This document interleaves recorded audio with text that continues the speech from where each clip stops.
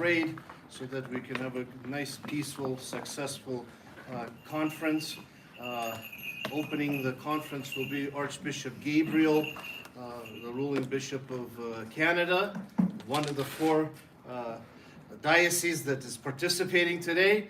So we welcome Vladika Gabriel. Thank you so much for accepting this invitation to come and to participate with the youth. Thank you, Reverend V. Your Eminence, Reverend Fathers, Matushkas, and dear participants of this All-America ROCOR Youth Conference. It's wonderful to be here in Salt Lake, or better to say, this area is called Sandy, I believe, or Snowbird, and it's wonderful to see all of you that have gathered here for this youth conference, which doesn't, as we know, take place, unfortunately, annually, like we wish it could. But of course, we have other youth conferences, as you know, which I'm sure all of you participate in. There's the St. Herman's Conference, which back in the day used to be just the one conference that would gather on the East Coast, and people would come from the West Coast, from the Midwest. But now we have three separate St. Herman's conferences that take place during the Western Christmas break. And so we hope that this year things will get back to normal after the pandemic with all the respective dioceses that host these St. Herman's conferences. But this is a special conference that we have. It's an all North America conference. Sometimes we have an all diaspora conference, which would include all the other dioceses that we have in ROCOR, that is in Australia, Europe, and South America. And maybe, God willing, within the next couple of years or so, we might be able to convene one of those conferences once again. Having the opportunity to gather here, we are blessed, of course, with the presence of the icon, which Father Nektari, the owner of the icon, has blessed us to receive, and we are very thankful to Father Athanasius, the pastor of the parish in Hawaii, who has brought this icon to us today. And as Father Andrei just mentioned, this conference is very well represented, you might say. We have participants from north, that is Canada, to south, that is way down to Texas, and from the East Coast, New York and other surrounding areas, and all the way across to Hawaii. So indeed, this conference is very much well represented, and we are glad that you're all able to make it.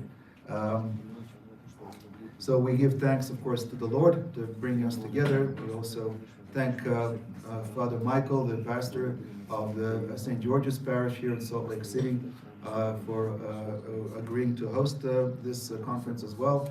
We, of course, thank Atiyat Andrei Somar for putting this together, because way back, last year, I remember he approached me and asked, Vladika, would you be willing to participate in the conference that we hope to have during the beginning of summer here in Salt Lake City? And I said, yes, of course, that would be great. And it's especially great because now, as we know, we are continuing our celebration of Pentecost, and it's a fast-free week. So that's always nice to have. Just watch the bacon every day, all right? With the eggs, can't eat too much bacon. But otherwise, we are, of course, blessed to be able to be here at this time. Of course, I was a little surprised this morning when I woke up. I got in last night, couldn't really see anything. Well, when I woke up, I looked outside my room and I saw this mountain, and there was snow on the mountain. I thought, my goodness, this is supposed to be June. But here we are, and of course, I didn't take anything with me, really, just like a small sweater or a light sweater. So, but I was relieved to hear today that even the bishops will be given complimentary orange hoodies. So I hope to get mine as well, and it might come in handy, especially tomorrow when we go outside and have a hike or hikes. I have to say that this is not my first time in Salt Lake City. I was here, when most of you weren't even born yet, 41 years ago. I was a seminarian in Jordanville in 1981. There were three of us that decided to make a trip across America, all the way from Jordanville, New York to San Francisco, California, because in San Francisco there was a youth conference that was being held in the summer months. And the guest speaker at the youth conference was Father Seraphim Rose, of blessed memory. And so, of course, we wanted to very much to go out and see him and hear him. And as a matter of fact, after the youth conference, we had the chance to actually drive up to Platina, where he lived at the Askita monastery, with Father Herman and the other brothers. And that was the time when I actually had the chance to speak with Father Seraphim one-on-one. Went out, he took me out to his skit. He had a cell in the forest, just a small wooden cabin which he lived, like a hermit, and I had a chance to speak with him then. I was, of course, more than impressed, and had a great influence on me that visit. And of course, a year later, he was gone, unexpectedly, much earlier than he should have gone. He was, I think, 42 years old, if I'm not mistaken, when he passed away. But I have to say that Father Seraphim is very, very well known and revered in Russia. Those of you who have been to Russia, you will find that in every bookstore, every kiosk, all his books have been translated into Russian, and they're very, very popular. And I urge you, all of you, if you have not yet had the chance to read Father Seraphim's books, please do so. This year, actually, interestingly enough, marks the 40th anniversary of his repose. He died in 1982. So perhaps Vladika James might be able to share some of his recollections of meeting and speaking with Father Seraphim. I asked Vladika yesterday whether he actually met, and yes, he did, and there's some interesting memories that Vladika has, so maybe we'll have time to hear those recollections during the course of the next 4 days, because he is very much a very special man, I would say, saintly man, who led a saintly life, and maybe one day, the question will arise amongst our bishops that might be time to consider canonizing him as a saint of Wrocław. So, of course, during these days, continue to mourn the loss of our beloved Archpastor, Metropolitan Vladika Hilarion, who, as we know, passed away last month after a prolonged illness. And of course, we all knew that maybe his days were numbered, but we didn't quite think that he would pass away so soon, unexpectedly. But it was God's will, and he called him during such of course, a great time of the year, a very, of course, joyous time, the time of Pascha. And as I mentioned also in my speech that I gave at his burial, that nothing happens by chance, because when we were considering, that is the bishops, which day should we perform the funeral service for Vladika and then burial, and we, without even really looking at the calendar, decided it would be best to have it on a Saturday in Synod, and then of course the burial the following day in Jordanville. And then later, when I got back to my room after that conference that we had, it was a Zoom call, I realized that Saturday was the day of St. John the Theologian. And of course, as we know, he is known as the Apostle of Love. And I thought this is very, very fitting, because that is something, it's one of the ways that you could characterize the spirit and the nature of our beloved Vladika Hilarion, who was very much a man of love. He had love for everyone. And that's why, of course, there was such a great turnout of people at his funeral. And as I said, that if there were all the people that wanted to attend his funeral, there were 10 cathedrals of Synod would not have been enough to accommodate those people that wanted to come and pay last respects, because you have to consider Vladika had spent quite a number of years in Australia, where he also was very greatly loved and respected. And of course, those people were not able to come, and many others from Canada, where he was born, by the way. For those of you who don't know, Vladika was born in Western Canada, in the province of Alberta, in a very small town called Spirit River. And he was of Ukrainian heritage. His parents were Ukrainian. They came to Canada in the early part of the 20th century, and he was born there.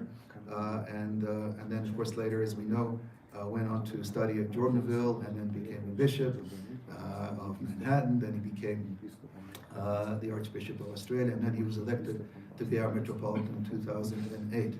And I have to say that one of the other things that you could characterize him as, in keeping with sort of the spirit or the theme maybe of our conference here today is about, we're talking about, what's the theme of the conference again? Building a church from the inside out, and also being active as youth participants in each respective parish that you belong to. I think this is very much is in the spirit of Vladika Ilarion, who was very much a missionary. I had the honor and pleasure of being Vladika's driver and cell keeper and secretary for 6 years, and we did a lot of traveling. Vladika liked to go travel by car more than by plane, and which meant I had to do a lot of driving. And in those days, the diocese of Eastern America, New York, extended from Maine all the way down to Florida, and would you believe, all the way across to Texas. And we did that, except we didn't start in Maine, we started in New York. But we went all the way down to Florida, and we stopped at all the southern states along the way where we had mission parishes, and I have to say that Vladika was very much responsible in these mission parishes coming into existence, because he would bless, he would accept priests that came in from other jurisdictions, or that he would ordain for the purpose of starting missions in the South. And now, of course, if you look at the directory of our church, you'll see how many there actually are, and practically almost in every state that there is in the South. And there was during those times in the early 90s when we embarked upon those travels, and like I said, we drove all the way down to Florida and across all the way to Texas, and visited all of these missions. Vladika found it to be very important to visit these missions and to support them and to help them in any way that he could. And this way, he always believed, Vladika was a strong believer in the fact that we need to expose other people to the beauty and the truth of Orthodoxy. And Vladika continued this missionary goal when he went to Australia, because he actually also was the one responsible for opening parishes in Indonesia, and also in India, and I believe also in Pakistan. He went to China, where of course it was impossible to do any type of missionary work. It was forbidden by the government, but he was able to meet with the people that were left there back in the day from the mission that existed, even you might say even before the revolution. The Russians had a mission there in China, and a number of Chinese that had converted to Orthodoxy. So Vladika was able to actually, even though he wasn't able to do any missionary work, but he was able to bring a priest from there, a Chinese priest, who converted way back when, became a priest, and then he was persecuted for his faith. He spent quite a number of years in jail during the communist revolution, and was released. I don't know, I think he spent almost 20 years in jail for his faith. And then already as an elderly priest, the man Vladika was able to import him to Australia, where he continued to serve for a number of years and reposed in the Lord. But this is just another example of Vladika's outreach, that he always felt that it was important to be able to keep in touch with everyone, and once again to be able to show everyone that he could the beauty, like I said, and the truth of Orthodoxy. And I think this is one of the missions, of course, that all of us have here as we gather during this conference, because that is one of the goals, is that we be able to help our respective parishes perhaps begin or rekindle a youth movement within the parish that would help the parish in all sorts of ways. And that's something that I would urge you to do. And I always mention this at the St. Herman's conferences. I remember when I was growing up in Sydney, Australia, and my parish priest was Father Rostislav Gan, who is the great-grandfather of Rosti Gan. Is he here? Or he hasn't come yet? Oh, yeah, there he is. So his great-grandfather was my parish priest, and in Australia, and he blessed us, the youth of that parish, to start a youth group, so that and it wasn't always just for the reason of getting together for some sort of Bible classes or whatever, scripture classes, but so that we would just spend time together. on a Sunday, for example, after church. We wouldn't go in different directions and spend time with maybe our school friends who weren't Orthodox or college friends, but rather that we would try to keep together after church and maybe spend the day together. And that was successful because we did embark upon a number of projects. We would go horse riding, go to the beach, whatever else, and try to spend time together. So this is something that I encourage each and every one of you to do as we embark upon this conference, is to think about that on your own parish level. I realize that maybe not all the parishes have maybe a great number of youth. Some do, of course, even more than we even think so, but on the other hand, there are maybe some parishes that are struggling in that regard. That's just where you have to come in and try to be missionaries in that work, be apostles, serve the Lord in that respect. And maybe think about that idea, think about that project of having a youth group in your respective parishes. A youth group that would come together on Sundays after church, do something together, spend time together, at least part of the day, and encourage other youth to come into that youth group and to spend a time with each other. Right? For example, in Toronto, Father Vyacheslav has a youth group which he meets with every Thursday. You still do that? Yes. Slavo. Every Thursday, and they also have their picnics and their outings and so forth, and this is something that we need to encourage. 2 parties per year. 2 parties per year, there you go, 2 parties per year. Parties in moderation. Right, so, strict moderation. Yes. So this is something that I would encourage you to do as we set out to. We have all these interesting group discussions that we'll have, and I'm sure there'll be time maybe for a Q&A.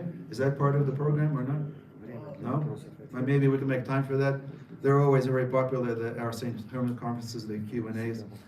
So maybe if there's time, and obviously I'm sure you might have some questions for Vladika, for myself, or any other clergy.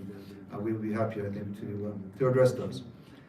And so, in closing, I just wanted to let you know that this morning before I went to breakfast, I decided to check the list of participants.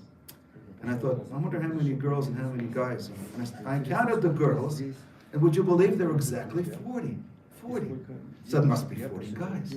So what does that mean? All those people who know me from St. Herman's? It's got to be 40 marriages. Okay, so let it be. Let it be. Bog Благослови. Thank you.